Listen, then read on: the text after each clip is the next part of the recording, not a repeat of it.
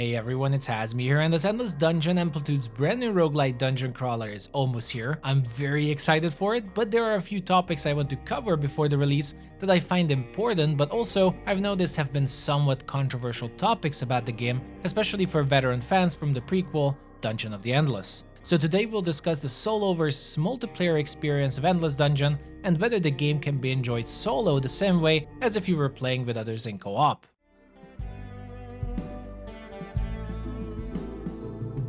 So for the very basics, Endless Dungeon is a team-based roguelite action game, and so there has to be at least 2 characters active on your missions, and then depending on your preferred mode, you can either enjoy your expeditions alone or with another player online. In the case of solo, the second character being an AI, or in the case of multiplayer with a random matchmaker or with your friends. Now this 2-man mode can actually be expanded into a 3-man team through an upgrade in Comrade's Workshop, which is real easy to acquire, and then a 3rd slot will open up, but as the game also warns you about it, at the cost of increased difficulty, which I guess is completely expected. Once you're in game, the team does share its resources among each other, so food, industry, and science is in one big pool among the whole team that's easily managed while you're playing solo, and becomes a bit of a headache once you get into co-op. So let's first discuss co-op mode, as it also had a few issues in the last beta, and I think made some of you nervous, so most importantly, let's state that co-op progression will be shared unlike it was in the beta. The developers confirmed after the event that there were some issues with the build, and the cells and scraps you picked up during your games were only acquired by the host, despite the game actually dropping 1 piece for every party member,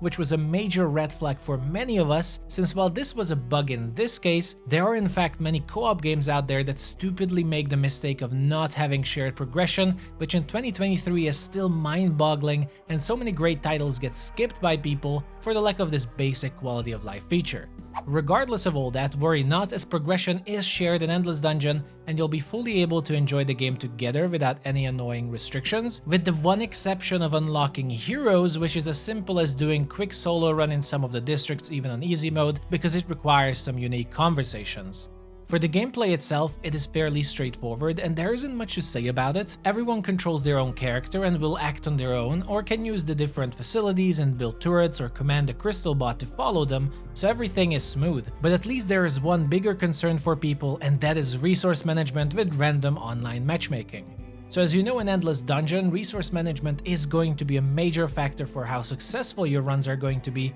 You'll have to manage your industry for building turrets, science for upgrading them, and food to balance between healing items and leveling up your heroes. So yes, despite some misinformation floating around, there are still hero levels in Endless Dungeon, same as in Dungeon of the Endless, except it focuses more on being able to choose your skills rather than being a fixed thing for everyone. Either way, one of the most challenging and questionable parts of the design will be how random players will interact with each other about resources, as there is limited communication between players of not having text chat at all, and only having an optional voice chat, which I think is fair to say not so popular nowadays. So this lack of proper communication combined with playing with random people might cause chaos and miscommunication on how resources are spent, causing rage quits or arguments, and will definitely test how well the general community will form in the game to have basic rules around this, or will Endless Dungeon become another friends only or Discord party finder game? We'll just have to see, along with perhaps new plans from the dev team on how to improve this communication for random teams. Now switching over to solo, this problem with resource management, just like if you were playing with a friend, won't be a problem at all, since everything will be done by you and you alone, and you can carefully plan ahead how you'd like to execute your run. Instead, the most popular criticism I've seen for the game has been, quote, "Single player was more of an afterthought and it's primarily built for multiplayer, while still expecting micromanagement and switching between and maintaining 2 or 3 characters with no pause and a dumbed-down, crude AI teammate." Now, I'm by no means a pro, but I have played Dungeon of the Endless sufficiently enough and have quite a few hours in the beta of Endless Dungeon, and I can safely say solo play is absolutely not a problem for Endless Dungeon. It is fairly simple to switch between the characters and micromanage them if you really have to, but I have found the AI companions very efficient at their jobs. Hell, I might even say they are better than your average players. So in-game I played with a controller, and to switch between your characters, it's as simple as hitting the right bumper, a single button, with a smooth switch between the characters,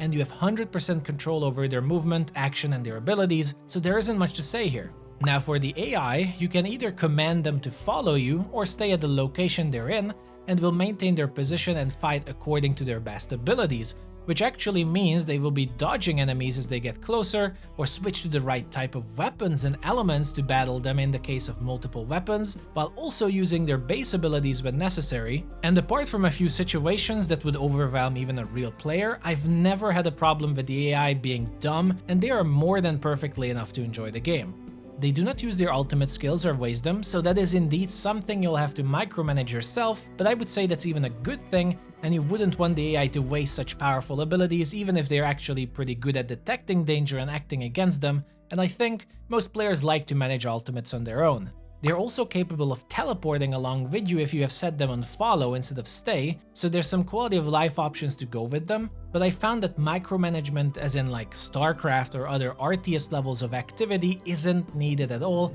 and frankly, if you place the AI at a good position, that's pretty much all you have to do. I've played 90% of the beta alone and had zero problems going through the game with an AI companion, nor have I found any annoying or frustrating interactions with them, apart from minor, careless offensive actions against bosses specifically, which were due to them using heavy weapons and simply being a bit too slow. So at least from my part, I would encourage not to worry about solo experience in Endless Dungeon, as even if you're less experienced with action games, it requires very little extra input from you to play alone efficiently with an AI party member, and the game offers the same fun experience playing alone.